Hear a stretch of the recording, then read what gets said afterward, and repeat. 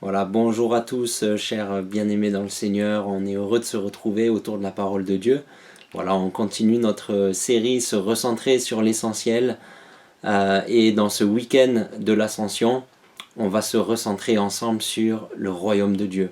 On voit qu'au moment de l'Ascension, au moment où quelques jours après sa résurrection, Jésus se présente à ses disciples à plusieurs reprises et il y a des questionnements, il y a un questionnement des disciples qui dit « Mais Seigneur, est-ce à ce moment-là que tu rétabliras le royaume pour Israël ?» Et Jésus leur répond « Non, ce n'est pas à vous de connaître les temps ou les moments que le Père a fixés de sa propre autorité, mais vous recevrez une puissance lorsque le Saint-Esprit viendra sur vous, et vous serez mes témoins à Jérusalem, dans toute la Judée, dans la Samarie et jusqu'aux extrémités de la terre. » Quand les disciples lui posent la question « Est-ce qu'à ce moment-là que tu rétabliras le royaume ?»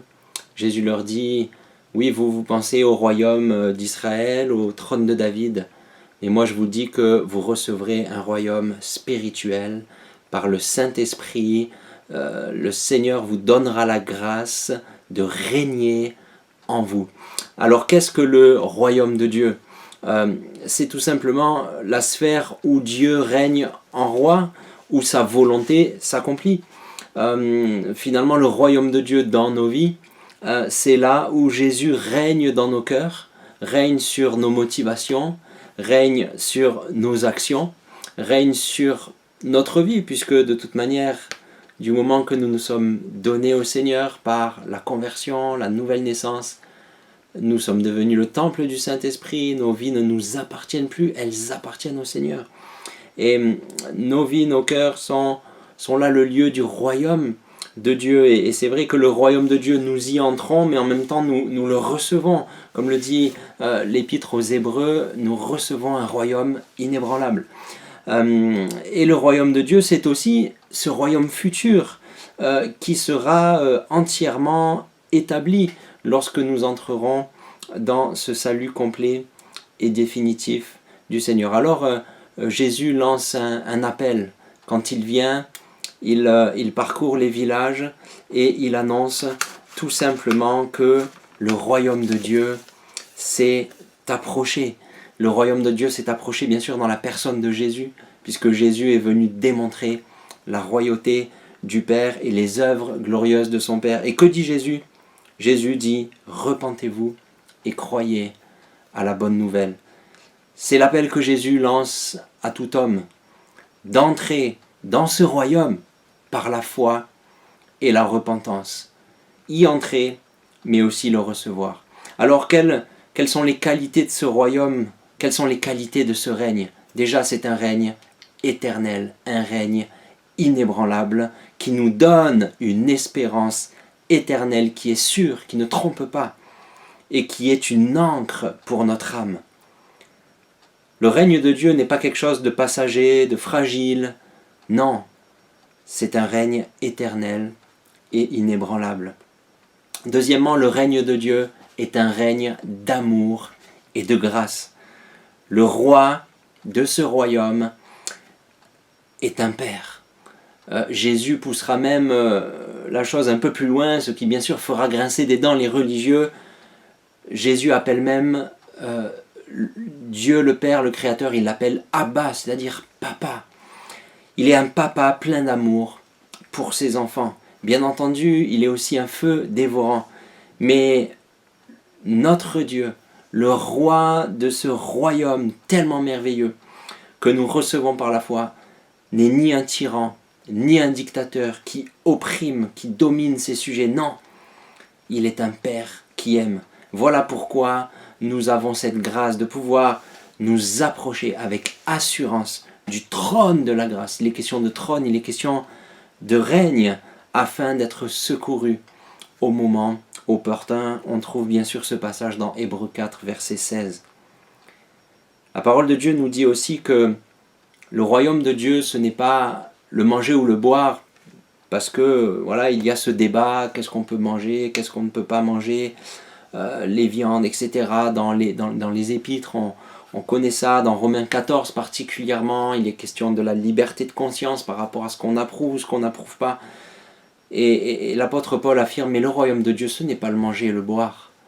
Le royaume de Dieu, c'est la justice, la paix et la joie par le Saint-Esprit. Oui, le royaume de Dieu nous apporte la justice. Nous sommes déclarés justes par la foi en Jésus. Pourtant, la parole de Dieu nous dit qu'il n'y a pas un juste, pas un seul. Nous sommes tous injustes, car marqués du péché. Oh, combien nos cœurs sont facilement injustes. La Bible dit que le cœur de l'homme est tortueux par-dessus tout. Voilà pourquoi nous avons besoin que le Seigneur vienne apporter son règne en nous et nous délivre de notre injustice pour que nous puissions vivre dans la justice de Christ. Un règne de paix, un règne de joie. Peut-être tu es accablé par toutes sortes de soucis. Peut-être, mon frère, ma sœur, tu es inquiet. Peut-être tu es pris par des angoisses, de la tristesse, un combat intérieur. Bien sûr, tandis que nous nous approchons du Seigneur, il y a une opposition. Il y a des difficultés, il y a des épreuves, il y a des choses difficiles. Mais le royaume de Dieu, c'est la paix et la joie par le Saint-Esprit. Quelle grâce de recevoir sa paix, de recevoir sa joie, alors que parfois nous avons toutes les raisons de nous lamenter. Le Seigneur règne en nous et nous apporte sa paix et sa joie. Quelle grâce, quel secours. C'est un règne également qui nous libère du mauvais règne du péché, qui nous libère du mauvais règne de la puissance du péché, de son emprise, de ses ténèbres, de ses souffrances. Et surtout de la domination de ce mauvais roi, celui qui est appelé Satan, le diable, le destructeur, l'accusateur des frères, le père du mensonge. Et la Bible nous dit dans Colossiens 1, versets 13 et 14, « Il nous a délivrés de la puissance des ténèbres et nous a transportés dans le royaume de son Fils bien-aimé, en qui nous sommes rachetés, pardonnés de nos péchés. » Nous avons cette grâce lorsque nous nous soumettons au roi serviteur qui a offert sa vie pour nous, lorsque nous lui abandonnons, lorsque nous nous repentons sincèrement. Nous avons cette grâce d'être libérés du règne de nos péchés, d'être libérés du règne de l'adversaire de Dieu.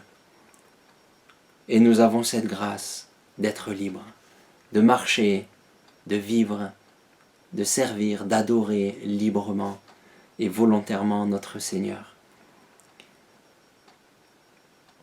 Aussi, on a dans Matthieu 13 tout un ensemble de paraboles dans la bouche de Jésus concernant le royaume de Dieu. Il y en a tellement, on ne pourrait pas les partager ensemble, mais il y a cette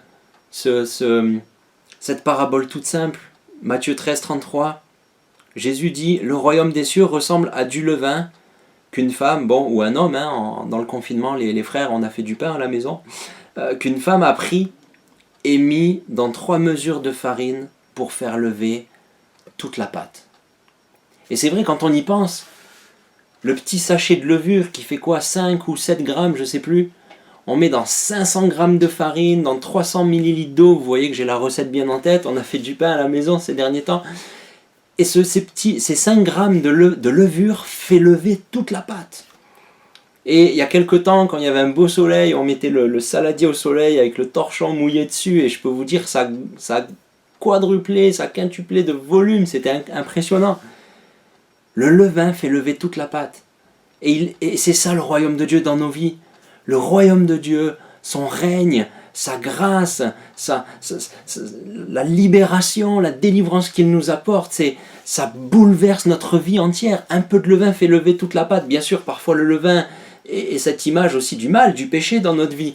Mais là, il est question du royaume de Dieu qui est comme ce levain qui fait lever toute la pâte. Ça vient embraser toute notre vie. Ça vient bouleverser, ça vient changer nos cœurs, ça vient nous donner cette vie abondante que le Seigneur nous promet. C'est waouh, quand Dieu règne, Waouh, ça fait lever toute la patte. Notre vie, elle est transformée de fond en comble. Combien c'est merveilleux, frères et sœurs.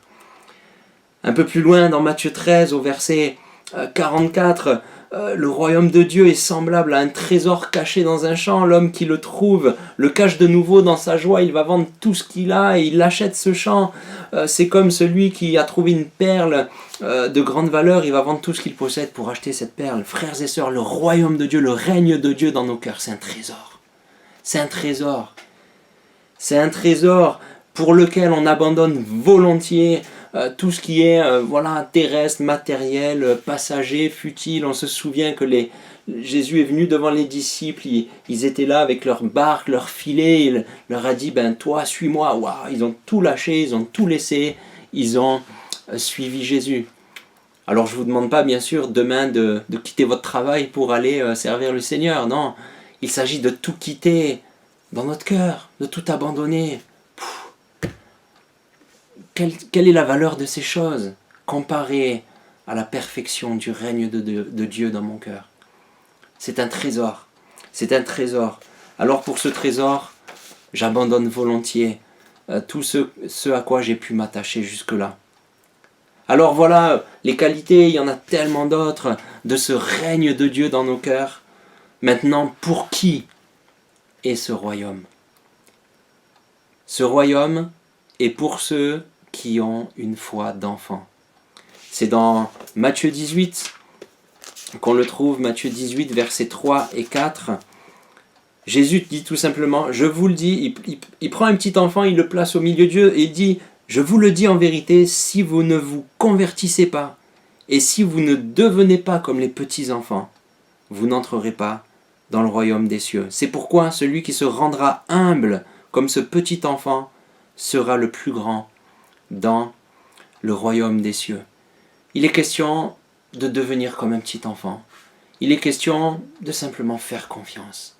Comme un petit enfant qui a confiance que ses parents vont lui donner le meilleur, vont lui donner à manger, à boire, ce qu'il faut pour s'habiller. L'humilité, la simplicité, la vérité d'un enfant. Pour qui est le royaume? Pour ceux qui sont pauvres en esprit. Heureux, dit Jésus, c'est la première béatitude du sermon sur la montagne. Heureux ceux qui sont pauvres en esprit, car le royaume des cieux est à eux. Pauvres en esprit, qu'est-ce que cela veut dire? Heureux ceux qui reconnaissent qu'ils sont pauvres spirituellement, qui ont besoin de la grâce de Dieu. Et tout cela, frères et sœurs, nous parle d'humilité. Je crois que cette crise sanitaire du coronavirus nous a beaucoup parlé sur l'humilité. Combien de fois nous sommes trop facilement orgueilleux?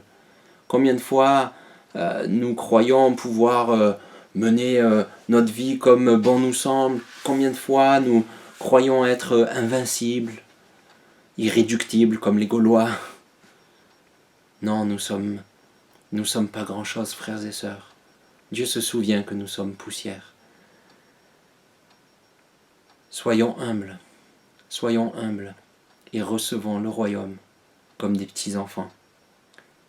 Pour qui est réservé le royaume? Pour ceux qui le cherchent. Cherchez premièrement le royaume de Dieu et sa justice. Mon frère, ma sœur, cherche premièrement à laisser Dieu régner en toi.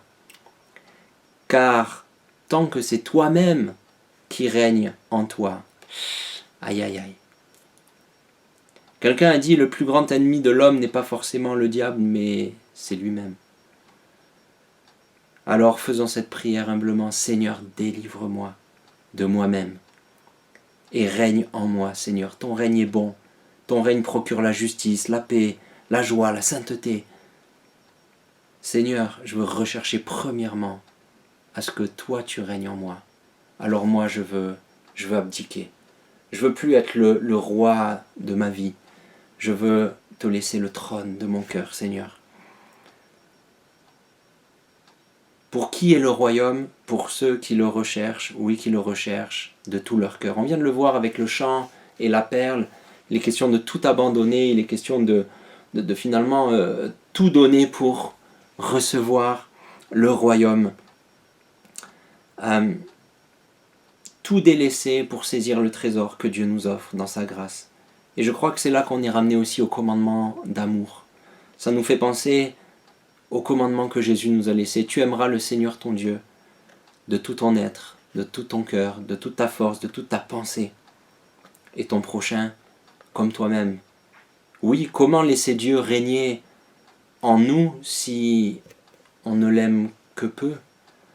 Comment faire confiance à quelqu'un qu'on n'aime pas? Comment lui abandonner notre vie s'il n'y a pas cette relation de confiance basée sur l'amour? Alors n'ai-je pas besoin d'être renouvelé et de retrouver mon premier amour? Comme Paul le dit, comme Jésus le dit à l'église d'Éphèse dans l'Apocalypse. Il lui dit, ce que j'ai contre toi, c'est que tu as perdu ton premier amour. Alors aie donc du zèle, repens-toi et pratique tes premières œuvres. Je crois que nous devons retrouver notre premier amour pour à nouveau le laisser régner pleinement dans nos cœurs, dans nos vies. Un autre passage dans les Écritures nous dit que ce sont les violents qui s'emparent du royaume de Dieu. Il est question là de la ténacité du disciple, de la fermeté, de la persévérance. Oui, frères et sœurs, le règne de Dieu dans nos cœurs, il est merveilleux.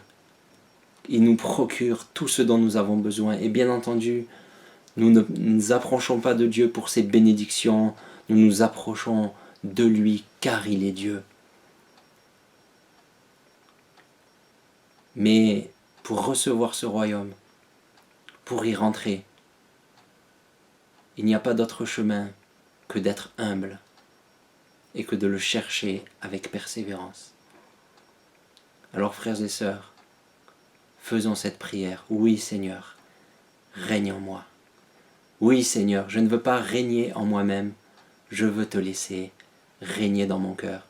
Me recentrer sur l'essentiel aujourd'hui, Seigneur, c'est te laisser régner sur toute chose, sur mes choix, sur mes décisions, te laisser régner sur mon emploi du temps, sur mes priorités, te laisser régner dans mes relations avec les autres, te laisser régner dans la gestion de mon argent, te laisser régner dans aussi la direction que tu as pour moi dans le service, dans le ministère, pour servir avec les dons que tu m'as donnés, comme on le partageait la dernière fois.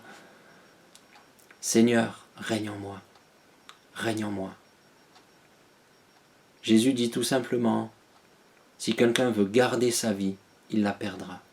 Mais si quelqu'un perdra sa vie à cause de moi, à cause de mon règne, à cause de mon royaume, alors il trouvera la vraie vie.